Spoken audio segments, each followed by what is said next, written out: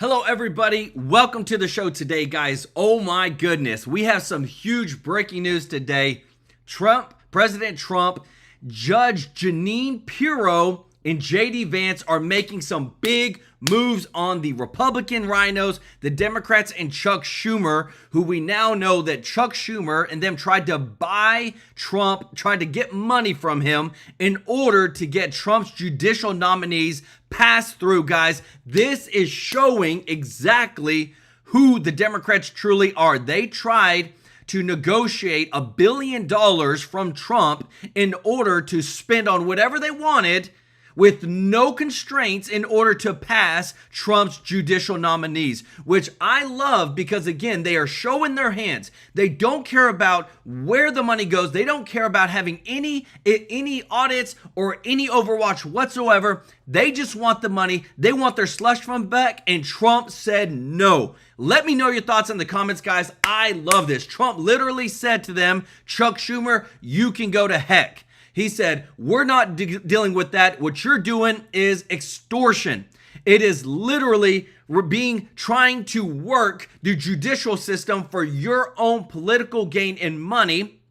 And this is something that Judge Jeanine is going to go after. Guys, I am so thankful. Trump now is saying everything's on the table. It doesn't matter. Back in 2016, he didn't go after Hillary Clinton because he said, I don't want to go after a previous president's wife. I don't want to do that because, again, it would look bad. He said, nope, not anymore. We're going after everybody, and we're going to drain the swamp, guys. It has been revealed. Again, the Senate Democrats tried to extort $1 billion from Trump and his administration in order to confirm Trump's nominees, and Trump said no. Now, Senator Mullen, and this is what I love, guys, because you got pit bulls that are coming out of the woodworks who said they plan to change the rules of the Senate committee in order to fast track Trump's nominees in September.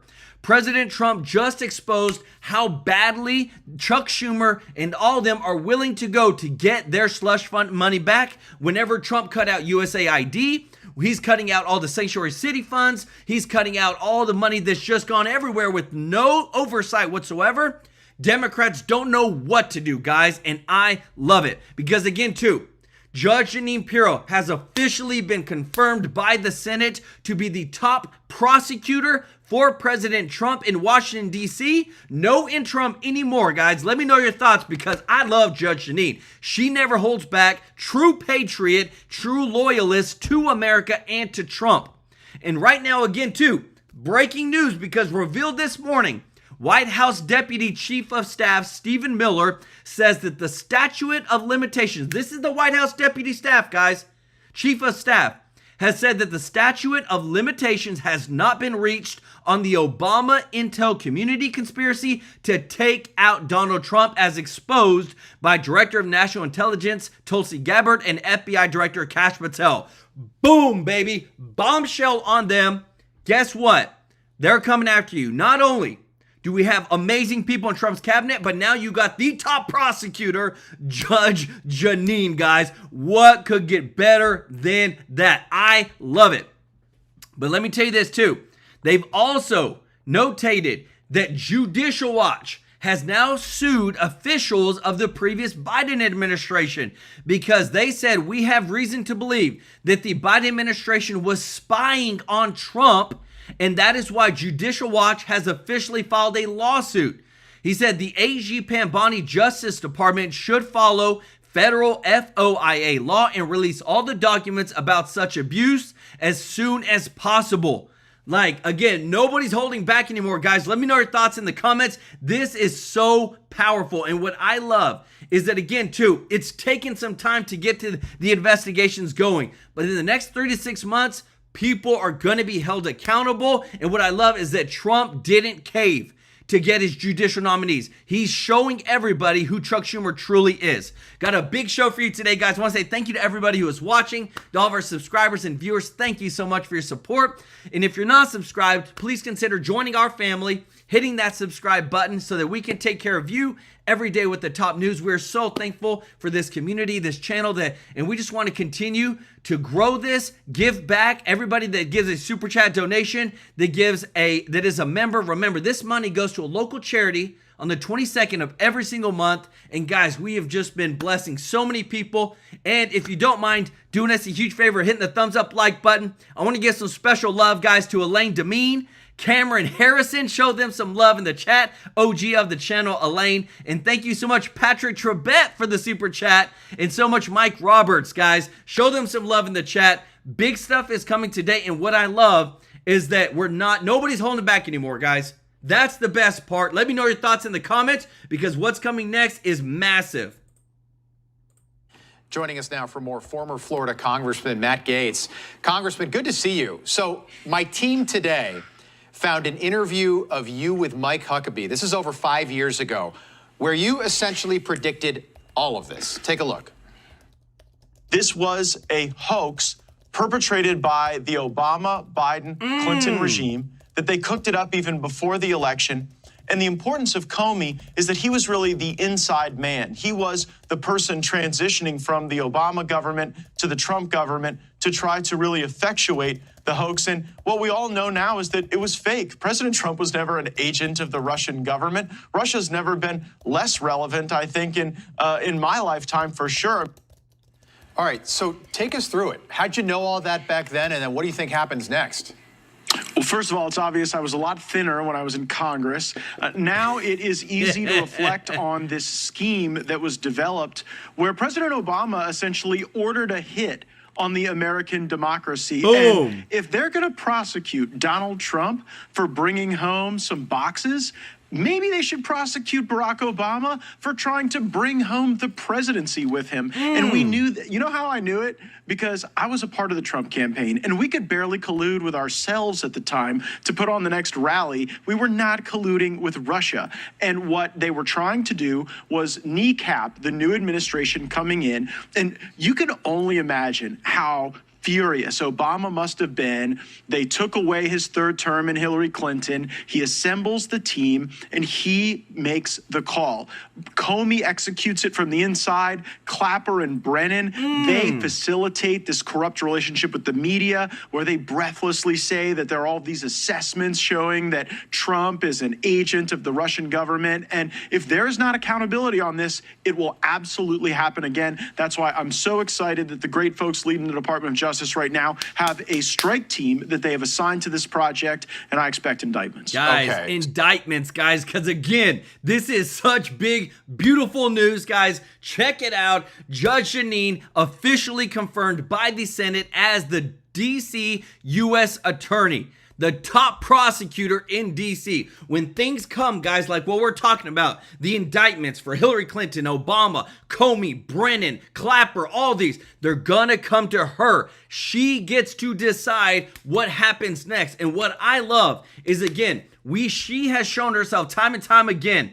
She is a true patriot, true MAGA, puts America first, guys. That's what I'm talking about, guys. If you appreciate this, if you don't mind hitting the thumbs up like button, guys, thank you so much for your support. We're so excited because, again, we want to see accountability, indictments, arrests, prosecutions. We want the corrupt people arrested, but you got to have a strong prosecutor to actually make it happen. And I believe that Pirro is it, guys. If you believe it too, put MAGA in the chat, guys. Show your love for Judge Jeanine in the chat. This is huge.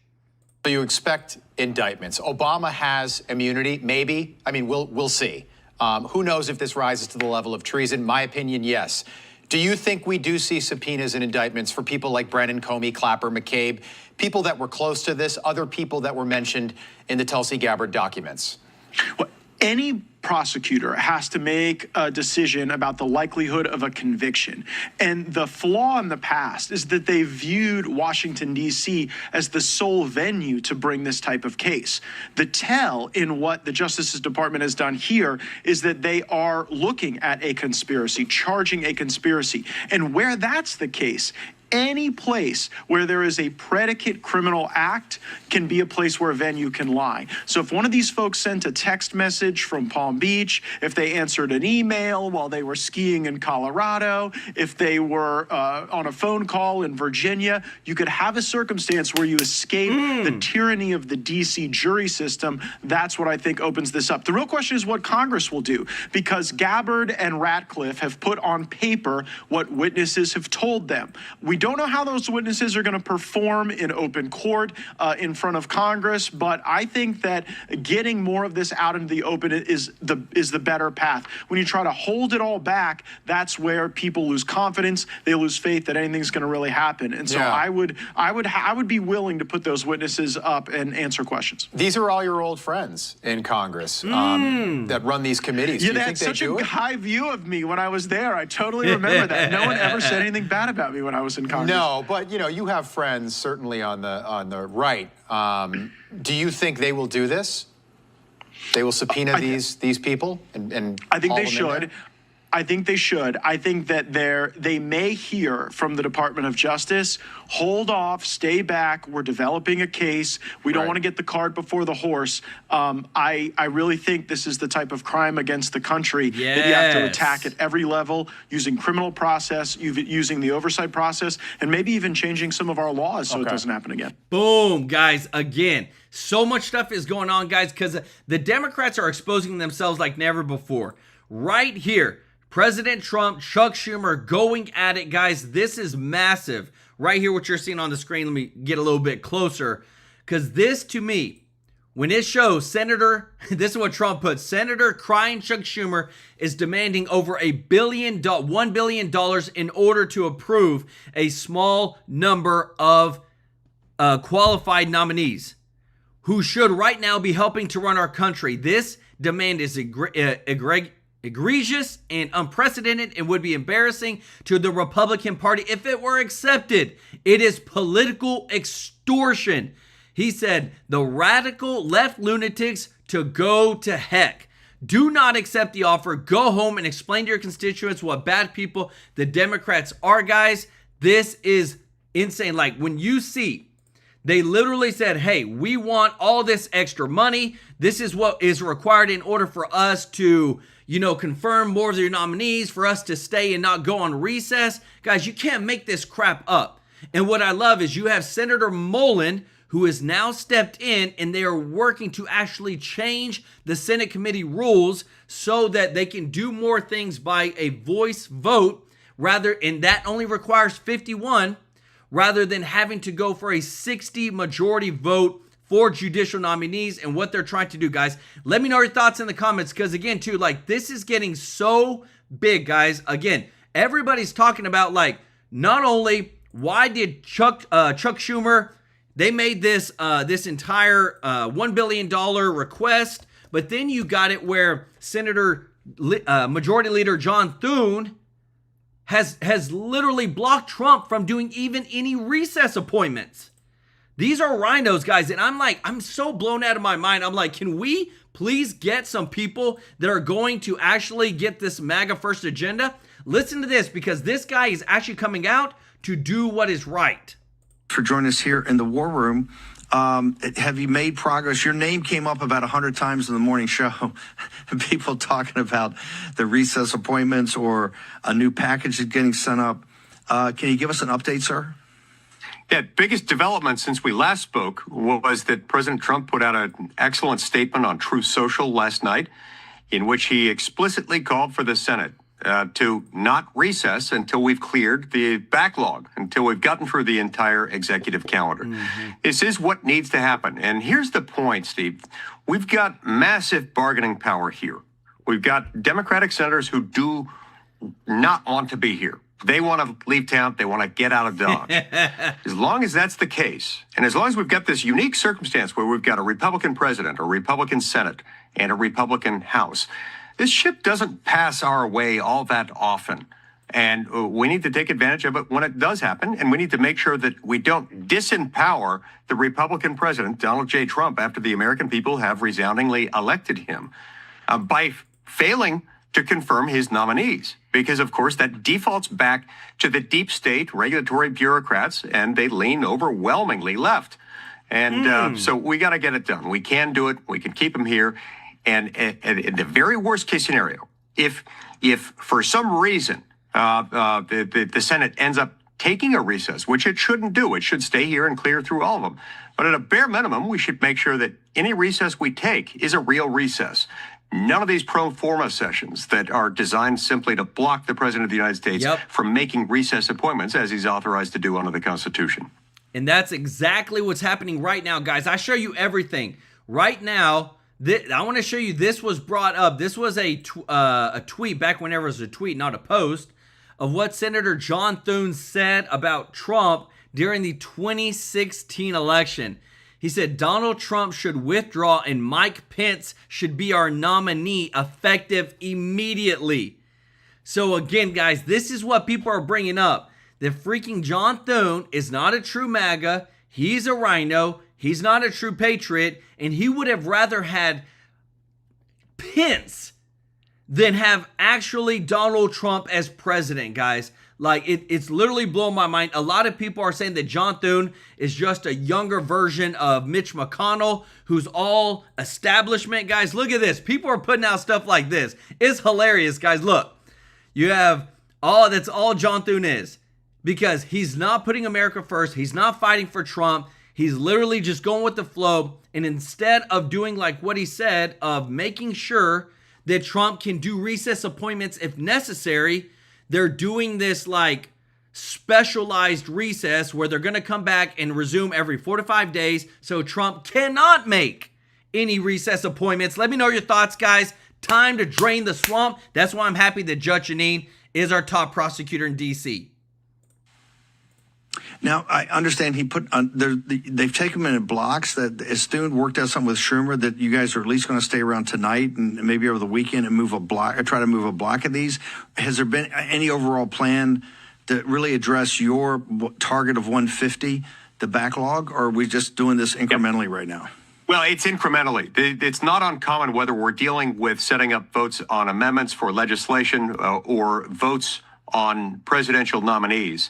It's not uncommon for us to stack groups of votes together. So there have been some blocks that get cleared by both parties and they get moved onto the Senate floor. But the fact that we've got a block that we're about to launch into right now doesn't mean that that's the end of it. In fact, that's just the beginning of it.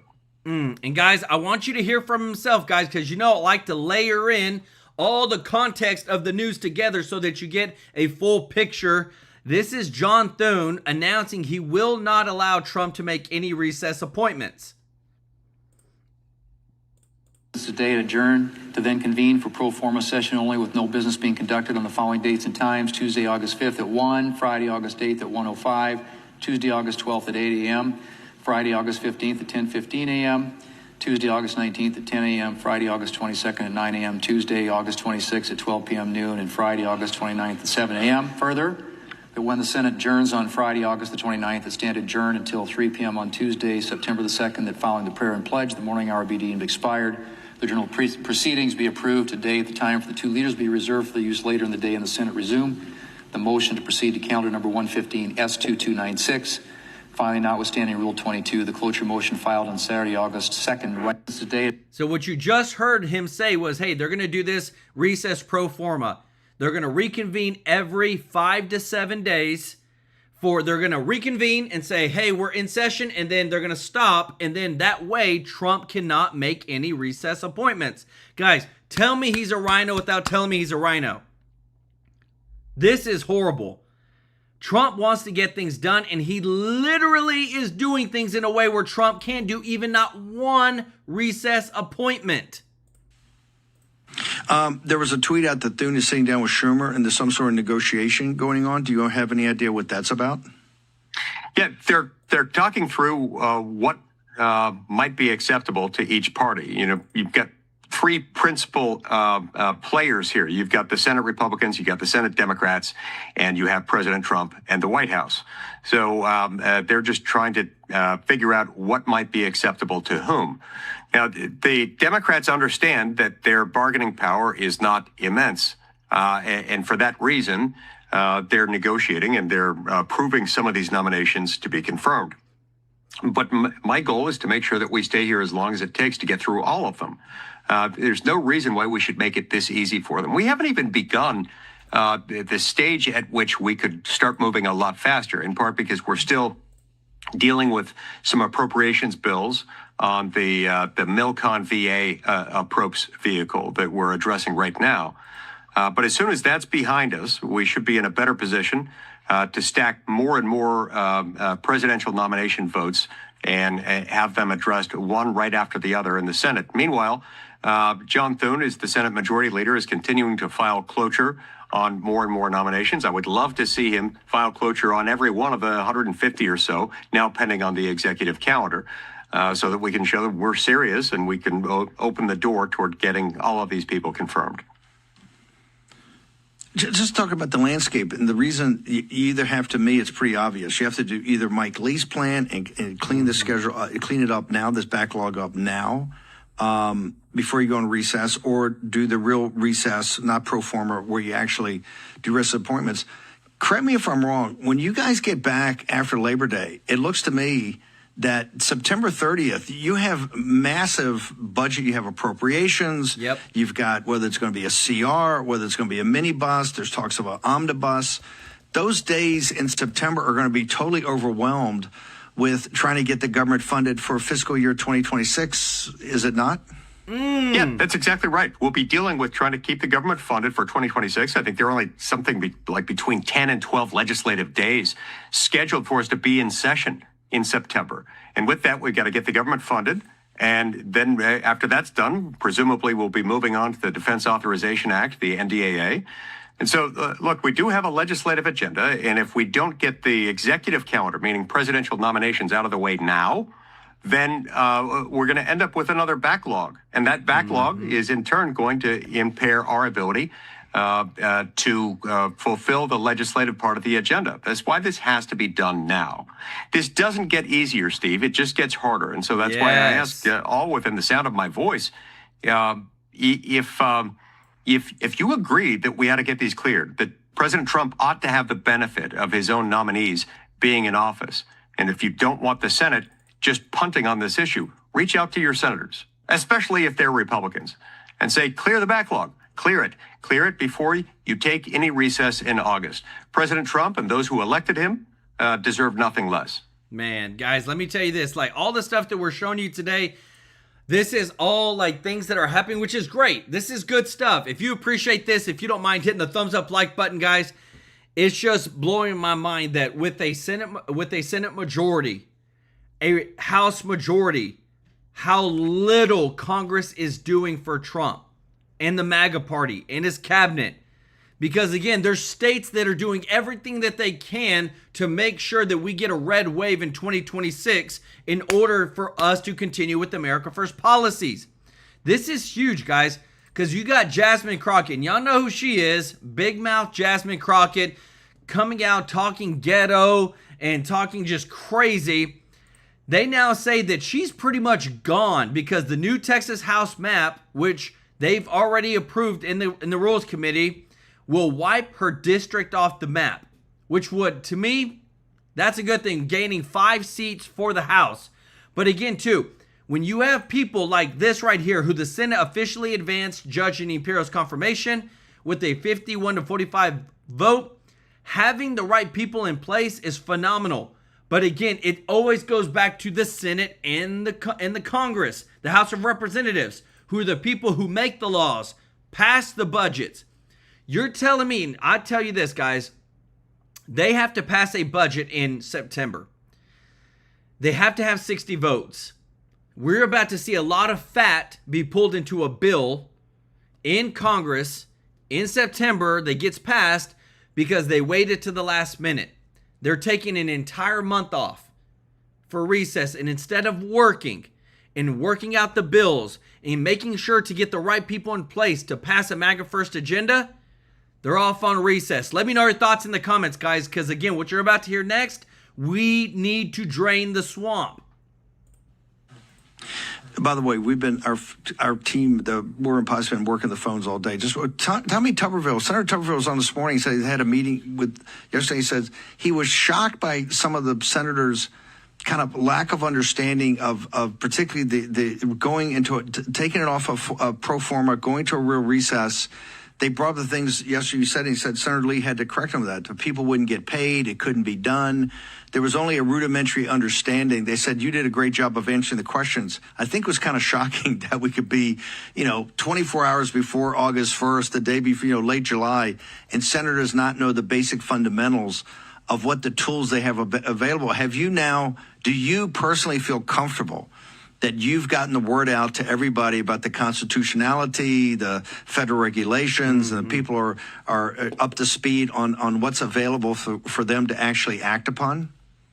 For the most part, yes, we've made a significant amount of progress in the last few days on that front, at least with Republican senators. Although I'm shocked, Steve, still at the number of questions that continue to come up constantly, where just as I think it's been clarified, somebody will come up and say, wait a minute, I thought we couldn't pay them if President Trump recess appointed them. And then I walk them through the statute, 5 U.S.C. 5503A, and I explained the reasons why we can pay them, why there's historical precedent for us paying them. There's no statutory prohibition against us paying them.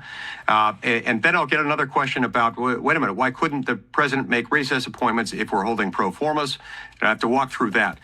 Is sort of what happens. The legislative muscle, as I like to put it, the legislative muscle starts to atrophy with non-use, just as actual muscle does if you don't use it. And so because we have been asleep at the wheel as a Senate for so long, and we don't talk about these things as we should, we've just been reflexively holding pro forma sessions for more than a decade. And as a result of that, people have forgotten how those muscles work. It's time to put them back into action because, Steve, the stakes are simply too high right now. We have seen what happens when this deep state bastards take control of our government, and it's not pretty. They will do it again. They're trying to do it again right now, and we cannot let that happen. Guys, I want to show you this. It's certainly make us smart. What should we look for? It's so powerful right now, guys, because again, too, the things that they're trying to push, it's socialism, it's communism, guys. And I told you I'll bring you the receipts. Marjorie Taylor Greene just posted this. That again, what has always been the American dream? It's you get married, you have a couple kids, you have your own house. Look at the stats that have just come out today. Married, this is people that are married with a home by 30 years old. 12% of the population in the United States right now. Back in the 1950s, 1960s. It was all, even up to the 1990s, still over 40%. But look what happens. And this is whenever you get Democrats that believe in socialism, that they say you will own nothing, you will have nothing, and you will be happy. That's what they've said, guys. And it's just insane to see. This is the actual stats today. That how many people are married with a home by 30 years old? Only 12%. This is scary, guys. They say the American dream is disappearing. That's why Trump has been so hard on dang Jerome Powell to lower the dang interest rates so that the people can actually buy homes. And I want to show you this too, because guys, CNN just literally came out and said that Trump is the most influential president of our century, of this century. CNN just said that, guys. I bring the receipts. Check this out. The theme of this segment is going to be love it, like it, lump it. Trump's remaking the United States of America. We can start there with tariffs. What are we talking about? No tacos for Trump. The effective tariff rate, get this, 18%. It is the highest, Omar, the highest since the 1930s, up from, get this, just 2% last year. As I'm going to talk about in this segment, I can't think of a more influential president during this century, and it starts here with tariffs. He said he was going to raise tariffs, and despite the claims otherwise, he is in fact doing that. The effective tariff rate at this point looks to be 9 times as high as it was last year, the highest since the 1930s in FDR. Omar. Let's go. And the effective tariff rate is up from 2% last year, for those that might see the banner there. Tariffs, though, aren't the only way Trump's remaking policy in America, right? It is not the only way that Trump is remaking America. What are we talking about? Well, let's jump. The other big thing that Trump ran on, right, was immigration. How about net migration in the United States? Get this, it's down. It's going to be down at least 60%. We may be dealing with, get this, negative net migration to the United States in 2025. That would be the first time there is negative net migration in this country in at least 50 years. We're talking about down from 2.8 million in 2024. So Donald Trump ran, has always run. I hope you heard that. And if you appreciate this, guys, if you don't mind hitting the thumbs up like button, this is so massive. He just said in 2024, we had 2.8 million people coming to the United States. And this year, it's going to be a negative. None coming in, guys. Is this what we voted for? Promises made, promises kept. But it just shows you almost 3 million people that dang Biden imported into the United States, guys. Giving them taxpayer benefits, all that stuff. This just shows you a America First president is vastly different. The first time in 50 plus years. This is huge, guys. George Masalis, thank you so much for the super chat. Let's go, brother. He said, God bless President Donald J. Trump. Let's go. On tariffs, and he's running a hawkish line on immigration. And on both of those issues, we are seeing record high tariff rates for this century going all the way back, well back into the early part of the 20th century. And when it comes to immigration, net migration, we are seeing record low levels, way down from where we were during the Biden administration. We are potentially looking at negative net migration for the first time in at least 50 years. And that is a big reason why that I'm saying that Trump, at least in my mind, is the most influential president, certainly this century, and probably dating a good back chunk into the 20th century as well, Omar. So when you say most influential, I mean, statistically, how much is Trump doing? Yeah, okay, so let's talk about this. How about executive orders? Already, 180 executive orders signed by Donald Trump this year. You have to go all the way back to the FDR administration once again to find a year in which there were as many executive orders signed as we have this year. To give you an idea, Biden during his first year signed 77. That's the entire year. We're only a little bit more than halfway through this year, Omar. Again, this is why I'm saying executive orders, immigration with net migration, and we're talking about tariffs and the effective tariff rate. Donald Trump is remaking the United States. Love it, like it, or lump it. He has been tremendously influential to a historic degree, Omar. Guys, again, I'm telling you, nobody can deny what Trump is doing. And even what you're about to see next, guys, there's just nobody's off the table anymore. Judge Jeanine Pirro has been officially set as the top prosecutor in D.C. The Office of Special Counsel launches an investigation into ex-Trump prosecutor Jack Smith. This investigation comes after GOP Senator Tom Cotton requested that Smith be investigated for unprecedented interference in the 2024 election. So again, election interference. Hillary Clinton, 2016. Election interference. Jack Smith, 2024. Guys, what should happen to these people? Let me know in the chat, because I'm telling you, I just feel it, guys. Accountability is coming. You got Kurt XY4IR who says Trump 2028. Hey, Steve Bannon believes it. And if Steve Bannon is saying it's going to happen, guys, that's a big deal. Steve Bannon just doesn't say stuff for anything. And what you're about to hear next is, again, the Democrats tried to extort $1 billion from the Trump administration in order to confirm like 10 judicial nominees. Hear it from our boy, John Kennedy, a pit bull for the MAGA, over, guys, what's going to happen next, because the Democrats are exposing their corrupt selves like never before. I'm told that we're going to vote on one nominee every 2 hours for the next, 10 hours, which is fine. That's the way everybody wants to. I'm not going anywhere. That's my job. But it's so pointless. Anyway, that's where we are. That's why I call it organized grab ass. Are you comfortable with the firing of the BLS commissioner? I don't know enough about it. I mean, I know what some people have written about it, but I don't know what the facts are. The president said when he did it that more stuff is going to come out. I don't know what, if anything, he's talking about. But before I draw conclusions, I have learned around this place that you need to wait a little bit and hear the rest of the story. Do you have a sense of what Democrats are demanding? Because it sounds like they are negotiating or at least talking to leaders. My understanding, and this is secondhand, so it may be unfair, but I'm hearing it from credible sources, is that the president is negotiating directly with Senator Schumer, and that Senator Schumer is demanding money. Now, that only the president can provide. Now, what it is, how much it is, what it's for. I'm not saying money for him personally. I mean money, not, and I didn't mean to imply that.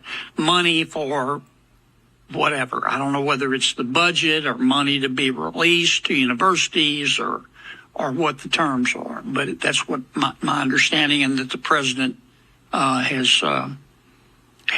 said no so far. What's your guess, if you just had to make a guess, how long you guys stayed here for? I don't know. If you'd asked me yesterday, I would have said we were coming together, and maybe we'll have everybody will have a Pauline conversion, and we'll reach agreement today. But my advice, for what it's worth, to Senator Thune is to just whip us until we can't be whipped anymore. If everybody wants to play this game, then make it as painful as he can for both sides until they just cry like a baby and say, we'll do whatever you want. We'll stand on one leg and bark like a dog if you tell us, but don't make us do this anymore. But and maybe he took my advice, because we would normally start voting at 11. Now we're starting at 10, and to do one every 2 hours, it's going to occupy our time a little bit. But it's a waste of time. That's the point I'm trying to make. I don't mind doing it. This is my job. I'll stay here until the second coming, if that's what they want. But it's just a waste of time. If we're going to stay here, let's work on something meaningful. Would you advise the president to accept anything less than the full executive calendar? I don't know. I don't want to comment on it, because I don't know what they're talking back and forth about. I really don't. If what Schumer's asking for is reasonable, I would be inclined to accept it. But I don't know, A, the terms, and B, where their heads are. For all I know, Chuck and the president are all bowed up and ready to stab each other. On the other hand, they may be close to a deal. But guys, and we now know, guys, that again, Trump says no. Like, it is mind-blowing that Trump, again, and this is what I love, because Trump's not afraid to just tell everybody what's actually happening. When he said Senator crying Chuck Schumer is demanding over $1 billion in order to approve a small number of our highly qualified nominees, this is political extortion. And what I love, too, is, again, we know the Democrats aren't going to play fair. The Republicans played nice whenever the Democrats were in charge and they needed Biden's nominees to go through, and the Republicans played nice. But now the Democrats aren't playing nice because Trump is just too influential and he's making too many positive changes. Just like what you're about to hear next, guys, about, again, goes back to what's going on with the tariff rebate checks and the new bill. I want to keep you updated on this because, guys, this is real and this is happening. Listen to this. And some other conversations that I'll tell you about later, but he had a meeting on getting the people fed, and that's what we want. And I'll see you later on. In terms of dependencies on India, what numbers are you looking at, and are we going to be having a fund of it? Well, I understand India no longer is going to be buying oil from Russia. That's what I heard. I don't know if that's right or not, but that's a good step. We'll see what happens, okay? How is your health? On tariffs, honestly, the Treasury is taking in so much money right now. Some Republicans have been pushing for tariffs checks to go out. The big idea is move the money back. There are a lot of people that would like to see us do sort of a dividend to the people of our country. Yes. It's something I consider. How much? I want to pay off debt, but there's a possibility I'd do a dividend. How are you? Sorry. I'm sorry, Chris. On tariffs, obviously, there's still a few days here for some of these tariffs possibly to reset. You're a betting man. How many of these tariff Guys, let me tell you this. Where is it coming from? You're about to see it right here. The DOGE is still kicking butt and is literally obliterating so much of the waste, fraud, and abuse. Colleen Beaver, thank you so much for the super chat. Let's go. Y'all show Colleen some love in the chat. And if you don't mind, guys, do us a huge favor of hitting that thumbs up like button, guys. We really appreciate it when you do this. It really helps with the YouTube algorithms and the channel growing. We just really thank you to everybody who watches, who supports us by hitting the thumbs up like button. But I want to show you this, guys, because I'm telling you, things are moving when it comes to DOGE and what Trump wants to do in giving back to the American people. There you have it. Senate Democrats slamming the administration's efforts to cut down the federal workforce. We got a report from Senator Blumenthal. He claims DOGE cuts have actually led to $21.7 billion worth of government waste on your screen. Director of the Office of Personnel Management is Scott Cooper, and he joins me now. What's your response to this report of $21 billion worth of waste, sir? Well, my response is very simple, which is if you look at what the Senate Democrats are saying is that we should never actually try to reduce federal spending and benefit the American taxpayers. I come from the business world, and it's very commonplace, as you probably know, that if you're going to try to actually reduce expenses, which we are doing through this process, sometimes you have to incur some one-time expenses, but those one-time expenses will be way more than paid for by the $20+ billion in savings annually that we will generate from the deferred retirement program. Your office is telling us that as of June, it's 154,000 federal employees have taken advantage of the buyout offers. But the reduction in the workforce, I am told, is much higher, much more than 154,000. Can you give me a higher number? Yeah, remember, that number just reflects this particular program we did called the Deferred Retirement Program. There were other mechanisms that some of the other agencies have used. So we did some reductions of probationary employees. There were actually some RIFs, some removals. And then there was also other voluntary retirement programs. So if you look at the total numbers, we anticipate that that may be roughly about double of what that 150,000 number is. That's the total reduction in the federal workforce in the immediate future. Has anything That's what we're anticipating, correct. Now, remember, just to put that in perspective, we're talking about a workforce that's 2.4 million people. Sure. And in the last administration, basically, they grew this workforce by about 20%. So even though these, obviously, it's always hard when you make cuts, we're really talking about right-sizing the government to roughly where it was when President Trump left office last time. I can't remember. I've been covering the American economy for 50 years. I can't remember any time when there's been any significant cut in the federal workforce, ever. Nothing like this. Yeah, it's a really difficult process, and this is why, by the way, we had to design a creative program like the Deferred Retirement Program. And again, in a normal work environment, as you know, if people aren't performing the way that we want them to, there are mechanisms that employers can use to ultimately kind of remove those people from the workforce. In the federal government, it takes forever to actually try to remove even people who are underperforming. Just to put a pin on that, just so you understand it for your viewers, last year, there were fewer than 6,000 federal employees, again, out of a workforce of about 2.4 million that were ultimately removed from their jobs for poor performance. That's about 0.2%. And as great as many of the employees are, it's just not possible in an organization of that size that there probably aren't other people who may not be able to perform at the appropriate expectations. It's just so different from private enterprise, isn't it? Correct. So thanks very much for joining us. Guys, I'm telling you, it's like all this stuff is coming out and everybody's always wondering oh, you hear all these terrible stories of what's going on. No. We're literally just cleaning out the fraud, the waste, and the abuse, and it's tens of billions of dollars, and it is massive. Vicky Hoffman, thank you so much for the super chat. Let's go. Y'all show Vicky some love in the chat, as well as B1 Sly One. He's about to get some free memberships. Wait for it. Guys, y'all wait for it.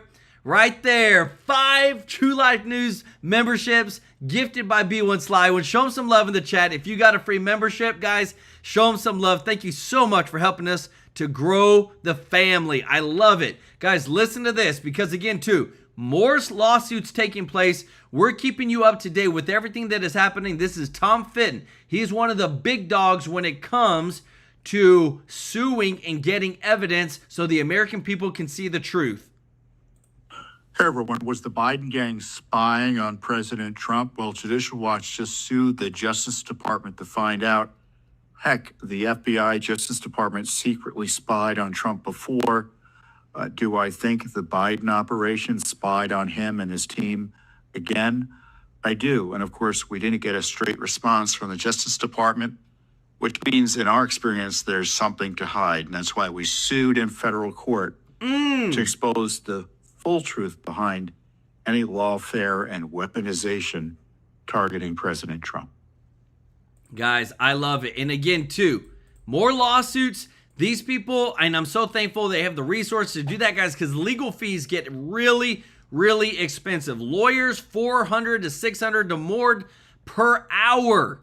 So I'm thankful that there's people that have the resources that can go and fight this. And again, there's people on the inside, guys, that are looking to change the laws and do what needs to be done in order to push through the confirmations and allow us to be able to push with the MAGA agenda. Senator Mullen, this guy's coming out of the woodworks, guys. I didn't really know about this guy before, but he's a pit bull that's fighting to get Trump's agenda done. Check this out. You know, bipartisan people. Yeah, so first of all, we have 61 nominees that have been voted out of the committee to report to the floor that's got bipartisan support. And President Trump was very engaged for 3 days with myself and a few other members negotiating really the hostage release. I hate to say it that way, but that's what it is, because President Trump's the first president in history not to be able to have one single nominee go through by UC, but that's unanimous consent, or by a voice vote. So we're trying to break the logjam, and the price kept going up. We started at $800 million for pet projects for Schumer, and then they kept raising the number to $1.3 billion. And a lot of this had to do with money going to Gaza, which, keep in mind, Hamas hasn't even released the hostages, but yet they're wanting to send more money to Gaza. And then they kept dropping the number of nominees to the point where President Trump late last night just said, go pound sand. We're not doing this anymore. He's not going to hold the American taxpayer hostage for Chuck Schumer's fear to stand up to his base, because that's what it really is about. It's about he can't figure out how to sell this because he's running scared of AOC running against him, who could probably beat him in a Senate race in New York. Guys, now, hold on a second. I hope you got that, and I hope you appreciate this, guys, of what we're showing you.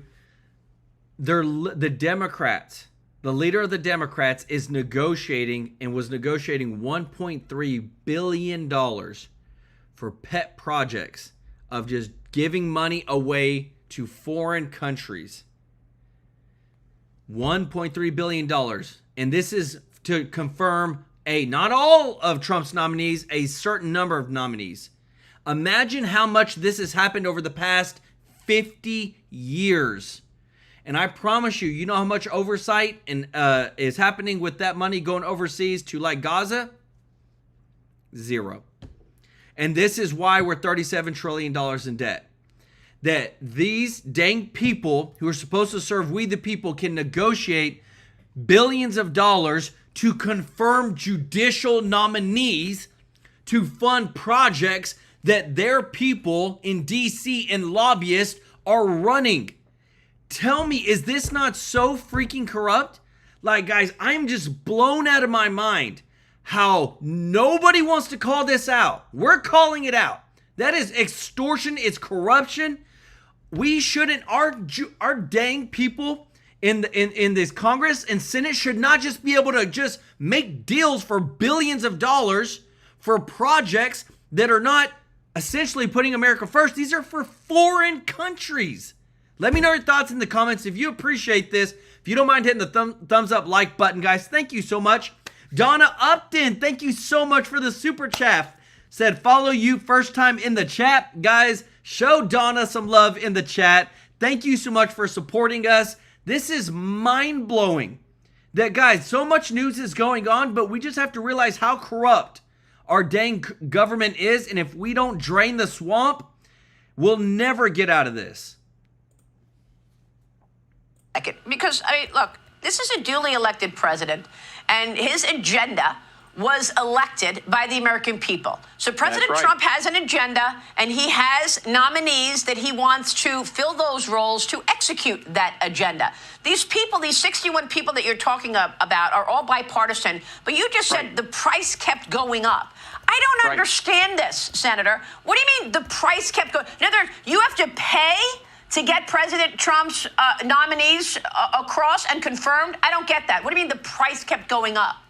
Well, they wanted something in return, and that is negotiating, right? You negotiate a little bit, but they kept changing their price because they never wanted a deal. Now, keep in mind, none of us wanted to work with Biden administration, but we all do feel like that regardless of who the president is, they have the right to put their people in place. And so we held our nose in 2021 and actually struck a deal to be able to allow 44 bipartisan nominees to go through underneath the Biden administration. And which was, unfortunately, we thought we was working like the Senate is supposed to work. What's happened now, their hatred towards President Trump, their fear, literally their fear of their base has allowed them or has kept them from being able to move forward at all. And so when I say by the price going up, they kept going. You had Elizabeth Warren, you had Brian Schatz, you had Cory Booker demanding them not to work with Republicans at all. Don't work with this president. I mean, my goodness, we saw the rant that Cory Booker had just this week against his own colleagues for working with us on a bipartisan manner. So Schumer kept demanding more because he knew that he would get to the point where we couldn't accept it. And I'm proud of President Trump. I spoke to him this morning, which, by the way, he's watching your show. And he said, I had to walk away. I didn't have a choice. And I said, sir, I'm proud that you did this because we put them on notice and said, we're not going to play games with you anymore. So now you're forcing us to change Senate rules, which honestly, in the long run, is the best thing. So as soon as we get back through this, through the August, we're going to be working on rules. Guys, look at that. Trump at the very bottom. Trump, after talks fail on deal to confirm his nominees with bipartisan support, tells Schumer to go to heck. I'm telling you guys, if you don't have somebody like Trump who is willing to say no and willing to make the hard decisions, then we will always have a corrupt government. And I really appreciate Trump for this. If you do too, guys, put MAGA, put Trump first, Trump America first in the chat. Put it in the comments, Trump America first. That's what we need. Sweet Kitten, thank you so much for the super chat. Let's go. Y'all show Sweet Kitten some love in the chat. When we get back, we're going to have to implement those rules change, and it's not our fault. People, the Democrats are going to scream saying we're doing the nuclear option. No, Chuck Schumer and the Democrats did the negotiation or did the nuclear option because they have filibustered. We have 131 nominees confirmed. They have filibustered every single one of those except Marco Rubio. And I want to compare the difference between where we're at in 17 to where we're at today, just because I want to show the leadership and the effectiveness of Leader Thune. In 2017, we only had 55 confirmed at the same time.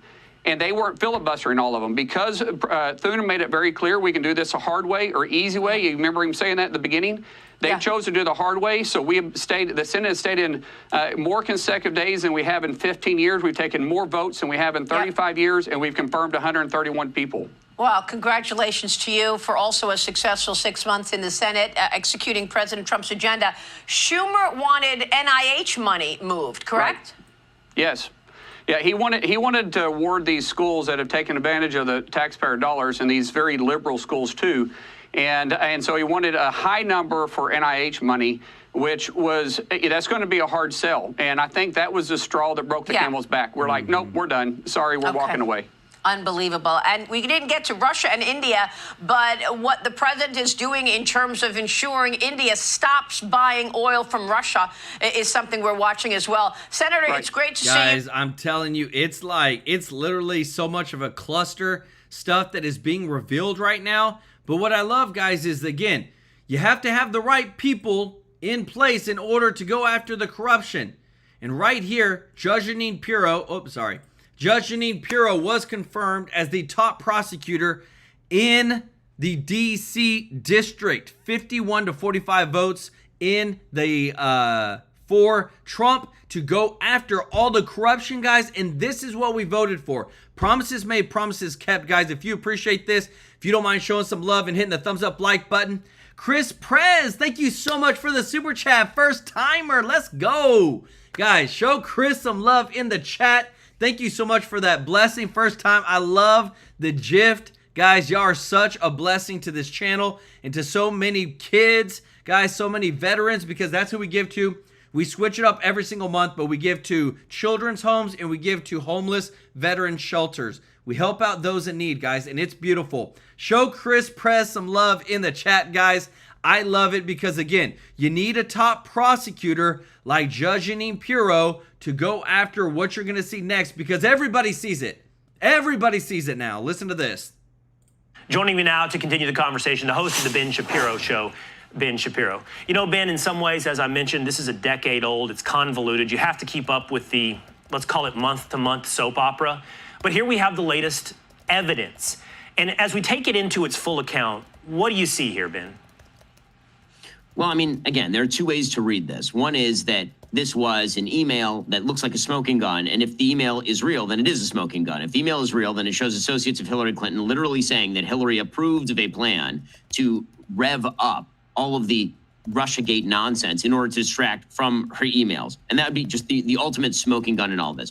Or theoretically, it could be fake. And if it was fake and the intelligence community knew it was fake, that raises some additional questions for the intelligence community. Namely, why didn't they treat, for example, the Steele dossier with the same level of skepticism that they treated this email that they intercepted from the Russians? Why is it the Steele dossier was treated as though it was essentially credible, so much so that the FBI Director James Comey presented it to the president-elect Donald Trump in January as though there might be something there? So it demonstrates a massive double standard in how any revelation is treated. If it's bad for Democrats, then it's treated as Russian disinformation. If it's bad for Republicans, it's treated as possibly credible. But let me take you up on your two options, Ben. Okay, now I'm going to appeal to the common sense of our viewers. Just use simple reason.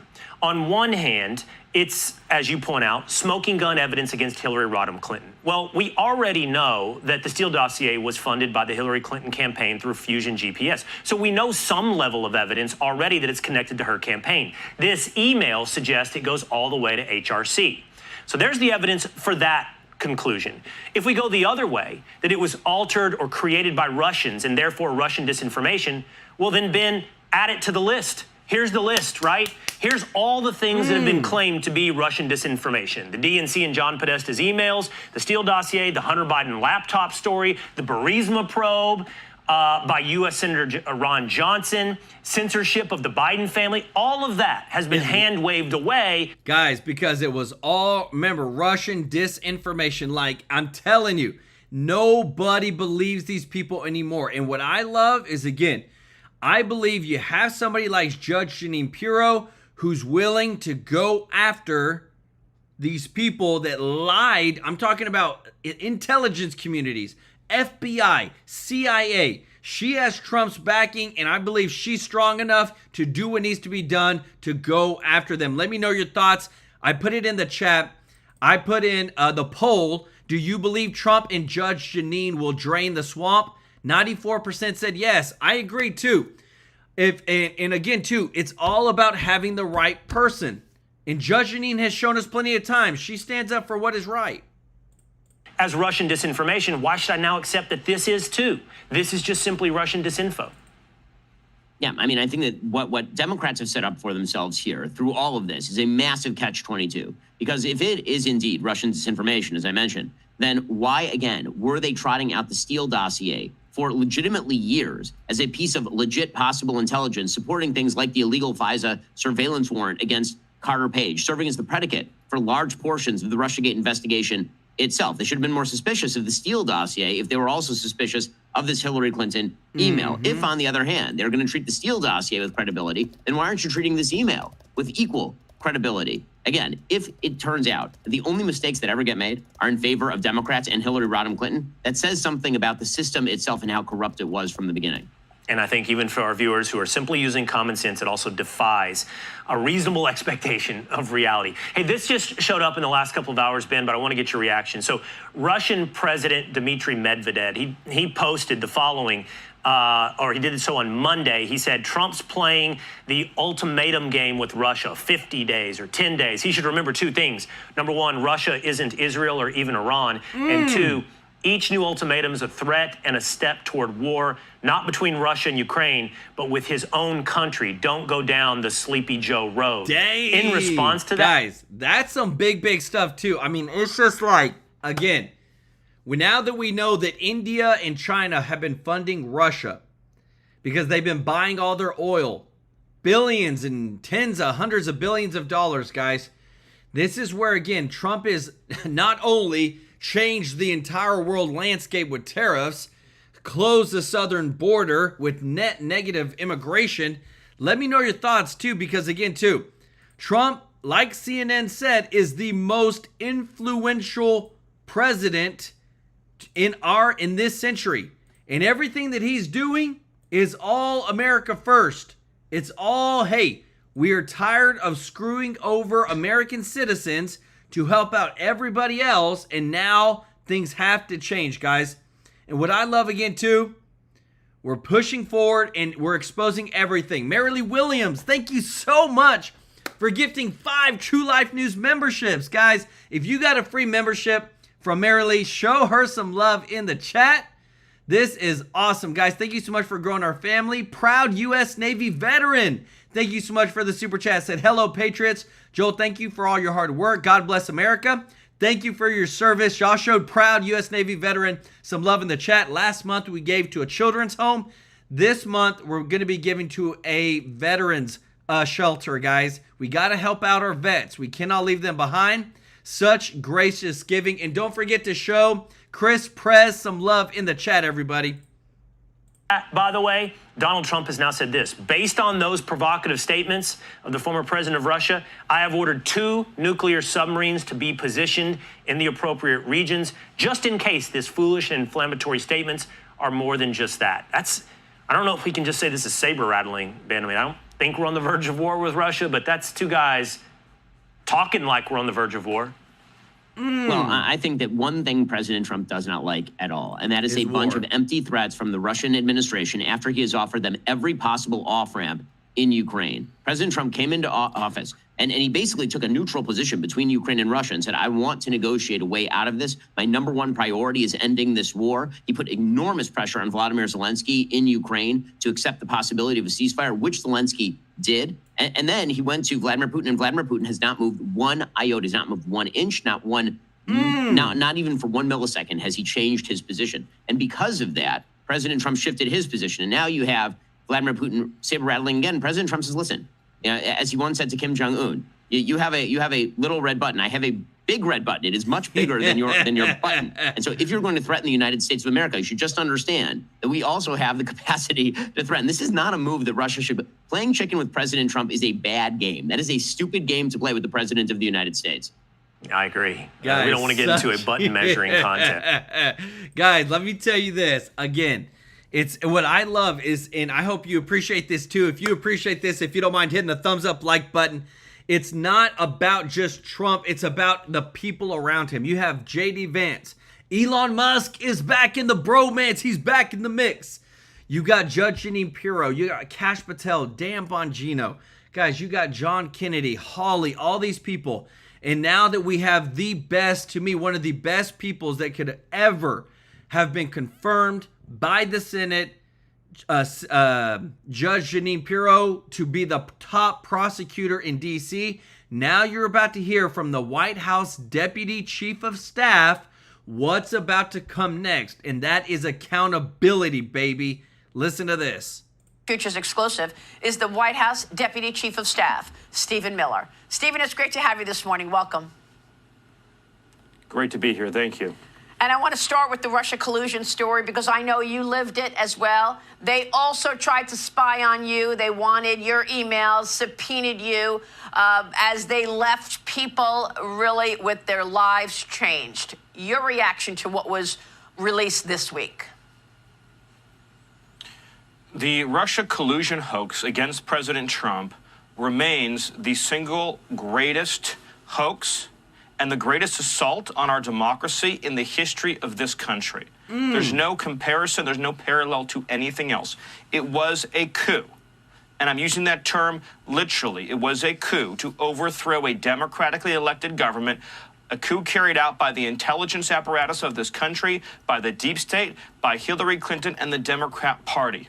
The new information that has been revealed by the Director of National Intelligence and by the FBI eliminates any scintilla of doubt about the intention, the premeditation, the planning and orchestration of this conspiracy. It meets all of the criminal elements of a seditious conspiracy against the United States. It meets the criminal elements of an insurrection. It meets the criminal elements of a conspiracy against the government and the criminal elements of a conspiracy to deprive citizens of their civil rights under color of law. One egregious felony after another. And because it is a conspiracy, as demonstrated by the forethought of realizing and documenting that they understood that this was fake from the beginning, meeting the mens rea standard in law. Because of that, because it is a conspiracy, every single individual actor is now part of that conspiracy. So that includes Brennan and Clapper and Comey and Hillary and Schiff and everybody else who knowingly and willfully perpetrated this plot, this coup, this conspiracy, this scheme against President Trump and the government of the United States. And now is the time and the hour and the moment for accountability so that we can reclaim this democracy, Maria. Well, do you believe we will actually get accountability? We've been demanding accountability now for a decade.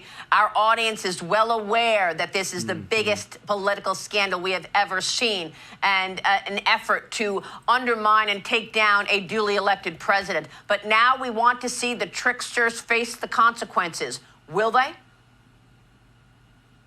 I have complete confidence in the Department of Justice to follow these facts, to follow this new, further avalanche of evidence, and to take all the necessary legal steps to ensure that the wrongdoers, the coup plotters, the schemers, and the insurrectionists are held fully accountable under the laws and Constitution of these United States. Yes, Maria, I believe that.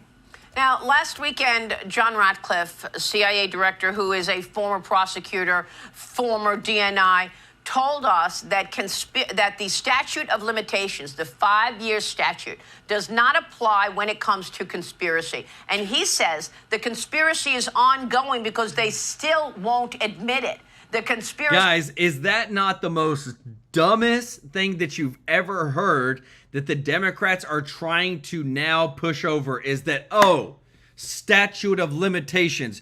You mean to tell me in our government that we can't change the laws for someone who literally did a coup against a sitting president, that caused 2 impeachments against a sitting president, that caused tens of millions, $40+ million that was spent on investigating a fake Russian hoax? You mean to tell me there's a statute of limitations on that crap? Guys, I'm so fed up with hearing that. These people need to be held accountable, and I believe we the people are fed up and said enough is enough.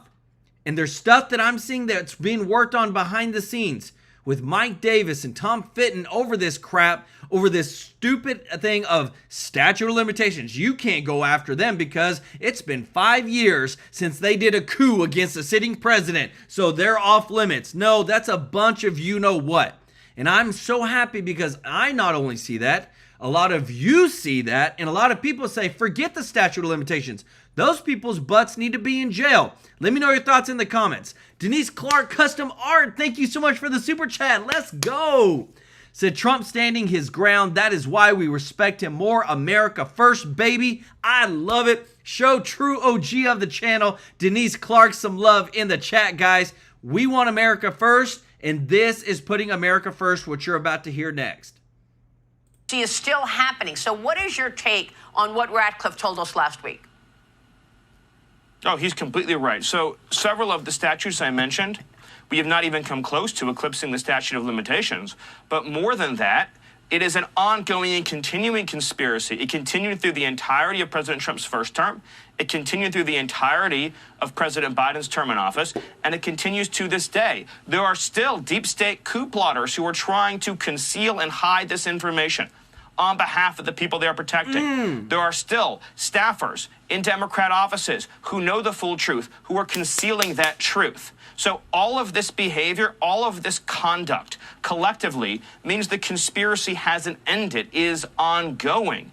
Comey in particular has throughout the years engaged in conduct and lies, public statements, and testimony in front of Congress. False testimony whose sole purpose was to perpetuate and continue the conspiracy.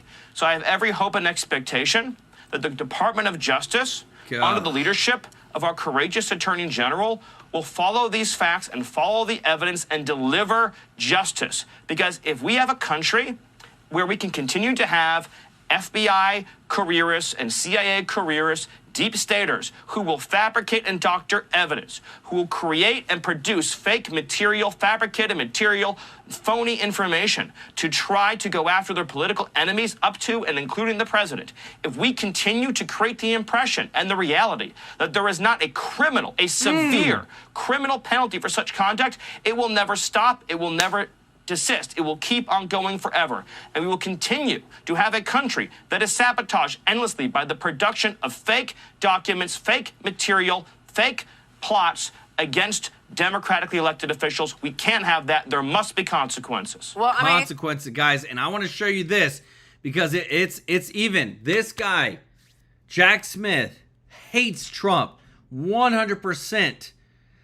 Is now being investigated by the Trump DOJ for, they said he committed Hatch Act violations and abused his office to interfere in the 2024 election. I'm just ready to see some people arrested, guys. And if you are, let me know in the chat, in the comments. And if you appreciate this, guys, if you don't mind hitting the thumbs up like button. Guys, I just want to say I'm so thankful to everybody who is watching. If you're not subscribed, please consider joining our family. We want to serve you every day with the top news. We want to bust our butts and give you the best show every day with context, layers of receipts, guys, to show you what is going on with all the breaking news. And we are just so thankful that you support us in watching and subscribing and being a member, as well as giving super chat donations. Like, guys, I could never have imagined this. And I'm just so thankful that me and my family are thankful that we get to serve you every day with the top news. And I want to remember, on the 22nd of every single month, this guy right here is donating to a local charity with the money and stuff that you give. And we've given in the past 10 months $42,000 live on stream, guys. That's how serious we are about making change, giving God the glory, and changing our world for good. And I want to give some special love to those in the chat. Patrick Trebet, Mike Roberts, George Masalis, Colleen Beaver, Vicky Hoffman, B1 Sly One for gifting 5 TrueLife News memberships, Donna Upton, first timer on the channel, show Donna some love in the chat, Sweet Kitten, Chris Prez, thank you so much, first super chat, show Chris some love in the chat, Marilee Williams for gifting 5 TrueLife News memberships, proud U.S. Navy veteran, thank you so much for your service, brother. Denise Clark, custom art, OG of the channel. Guys, show them some love in the chat. Thank you so much to everybody that is watching, that likes our videos, shares our videos. Like I said, we just want to put America first, get the truth out, and see people be held accountable, and stop wasting all of our hard-earned money. Making money is hard. And I hate seeing people, especially Americans, suffer whenever these politicians get their sleazy, slimy way. Love you all. Appreciate you so much, and we'll see you in the next one. Take care.